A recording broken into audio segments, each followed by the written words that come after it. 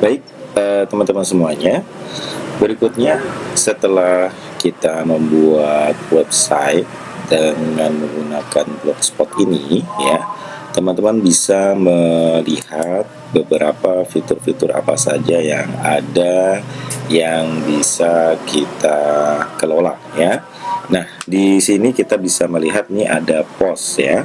Post itu artinya teman-teman bisa membuat artikel, ya, berita yang terkait dengan produk atau bisnis teman-teman semuanya, ya. Jadi di sini yang nanti akan bisa digunakan untuk optimasi, ya. Ketika kita mengetahui bahwa konten adalah raja, di website juga sama, ya teman-teman. Nanti kualitas membuat kontennya juga nanti penting, ya, ketika kita melakukan optimasi.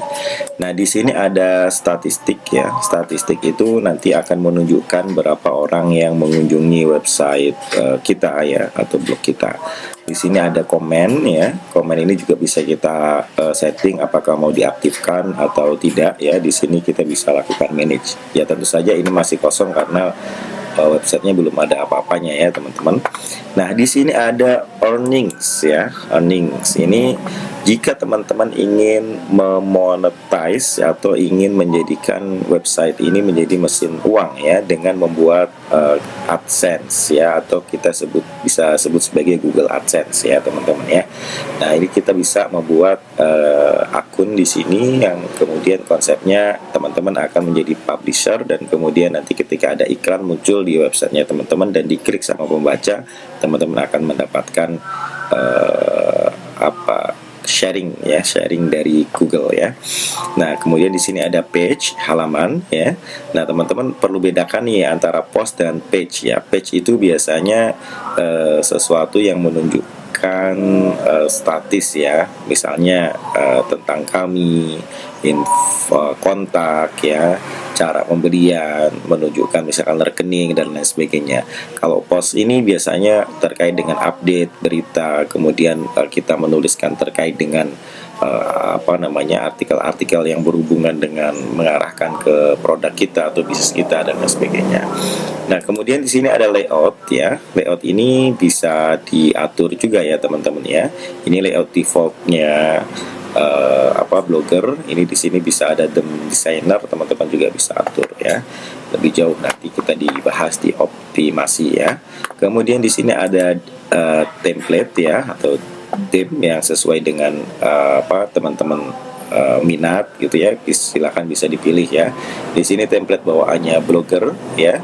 Teman-teman bisa pilih salah satu, silakan yang sesuai kira-kira dengan produk atau bisnis teman-teman. Jika teman-teman tidak puas dengan template yang ada ini, teman-teman bisa customize, ya, edit HTML, dan kemudian teman-teman bisa pilih template yang sesuai dengan produk atau bisnis teman-teman, ya. Kita lihat nanti settingan HTML-nya seperti ini, silakan nanti bisa diganti.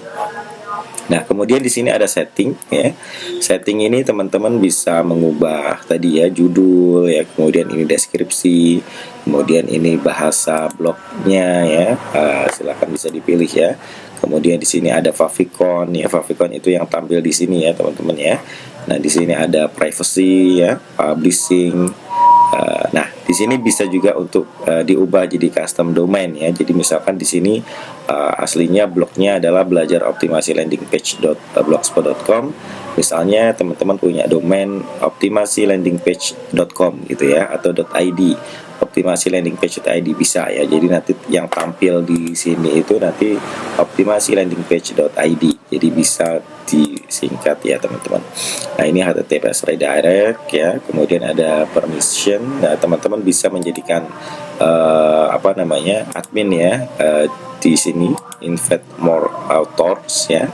Jadi bisa di-invite emailnya yang untuk bisa menjadikan teman-teman mengelola website ini. Nah, di sini bisa disetting, ya, apakah blog ini akan jadi private atau public, ya. Kalau public artinya semuanya bisa baca.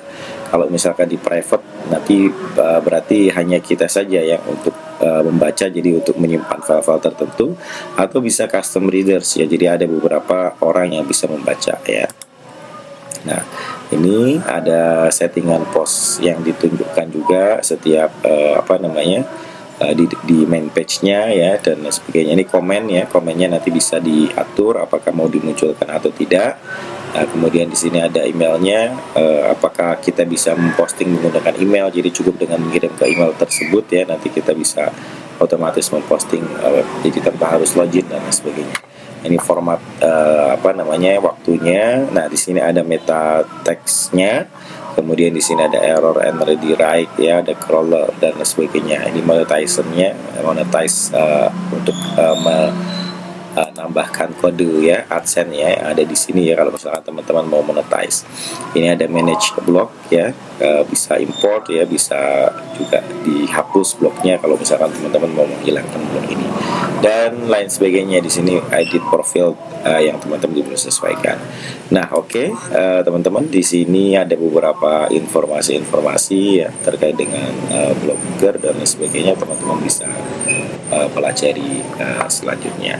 Oke, demikian teman-teman sekilas terkait dengan fitur-fitur yang ada di Blogspot yang teman-teman bisa maksimalkan, bisa optimalkan. Sampai jumpa di video berikutnya. Selamat mengoptimasi Blogspot teman-teman menjadi website profesional yang bisa mendatangkan traffic dan bisa meningkatkan penjualan. Oke, terima kasih.